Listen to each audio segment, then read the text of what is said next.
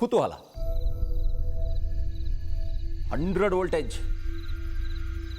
ಯಾವಾಗ ಭೂಕಂಪ ಆಗುತ್ತೋ ಏನೋ ಅನ್ನೋ ಭಯ. ರಾತ್ರಿ ಆಗಿ ಆಮೇಲೆ ಬೆಳಗ್ಗೆ ಆಗುತ್ತೋ ಇಲ್ವೋ ಅನ್ನೋ ಡೌಟು ಅಲ್ವಾ? ತಗೊಳ್ಳಿ ಮೇಡಮ್, ಇಟ್ಕೊಳ್ರಿ, ಪರವಾಗಿಲ್ಲ.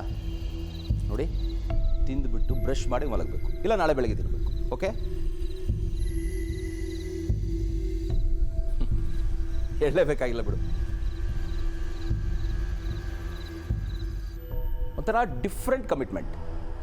ಏಯ್ ಜಾನು, ಏನೋ ಯೋಚನೆ ಮಾಡ್ತಿದ್ಯಾ? ಏನಿಲ್ವ ನೋಡೋ, ನನಗೆ ಯೋಚನೆ ಮಾಡೋದು ಕಂಡ್ರೆ ಒಂಥರ ಗಾಬರಿ ಆಗುತ್ತೆ. ಯೋಚನೆ ಮನುಷ್ಯನ ನಿಜವಾದ ಶತ್ರು.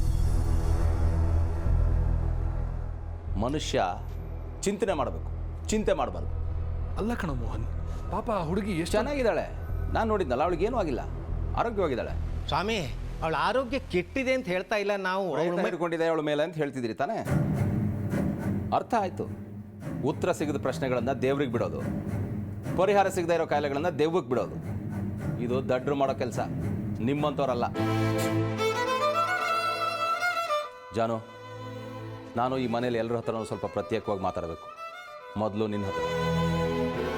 ಆಯ್ತು. ಅವನು ನಿನ್ನ ತಂಗಿ ಮಗಳು ಅಂದಿಲ್ಲ? ಹೌದು ಕಣ, ನನ್ನ ತಂಗಿ ಮಗಳು. ನನಗೆ ಸಿಕ್ಕಿ 2 ವರ್ಷ ಆಗ್ತಾ ಬಂತು.